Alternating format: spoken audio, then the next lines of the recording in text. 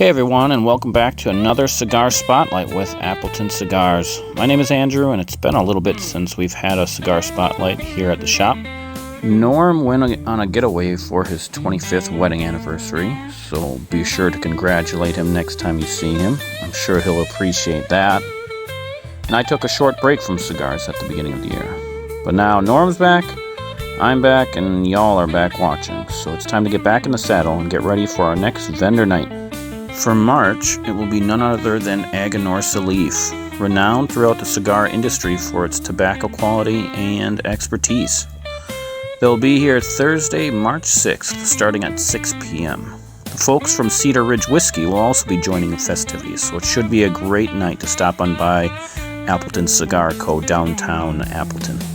Today, in honor of that quickly approaching night, we're firing up Aganorsa Leaf's Cerberus from the Guardian of the Farm line. I've heard some good things about it before, but I've never tried it. In fact, this is my first Aganorsa Leaf cigar, so I'm excited to light it up. One of the unique things about the cigar is the wrapper is a proprietary leaf from Aganorsa. They bred and patented their own line of Corojo plant. They call it their 2012 Corojo cover leaf, and spoiler alert, it packs quite a punch. This is Nicaraguan Puro, which means the wrapper, filler, and binder are all grown in Nicaragua. This Cerberus is a 6 1/4 by 52 Toro and runs around $12 to $14 a stick, so just above that crowded $10 mark. It's supposed to be a medium to full body cigar with some spice and some creaminess. Before we light it up, let's take a closer look at the cigar's construction. The wrapper is dark tan, nothing too dark. Kind of middle of the road, but if you ask me, the band art of the three-headed dog, the Cerberus, stands out as pretty rememberable. The wrapper texture is pretty smooth and not very toothy. But now, let's get into it.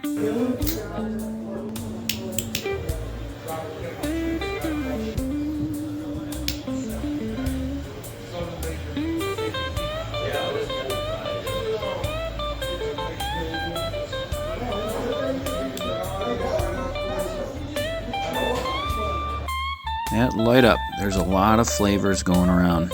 There's about 50-50 amount of savory leather to spices, but with some definite pepper along with it.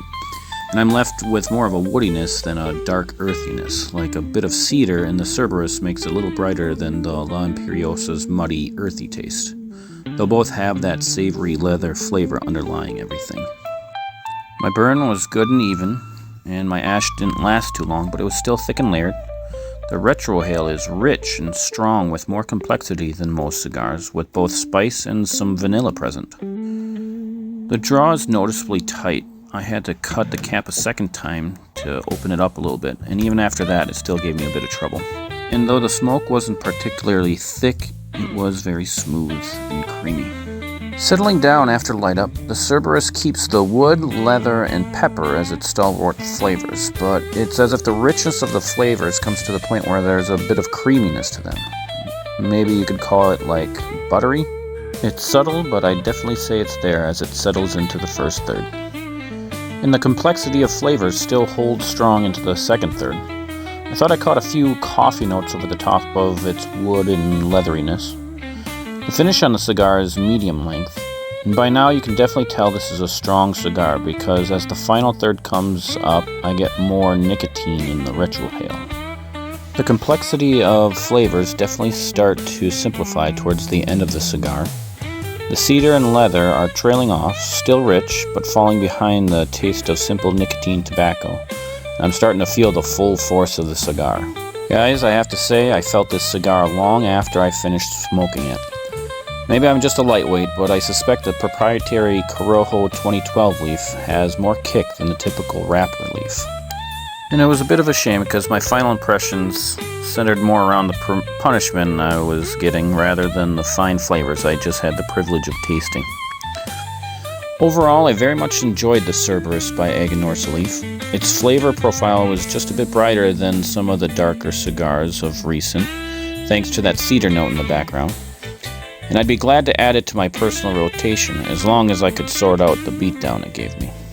So give the Cerberus or one of Aganorsa Leaf's other fine cigars a try. Its renown for fine tobacco is obviously well earned. And be sure to stop by Appleton Cigars on the 6th for the festivities. And to make sure you don't miss anything else happening at the lounge, follow us on Facebook and Instagram for all upcoming events.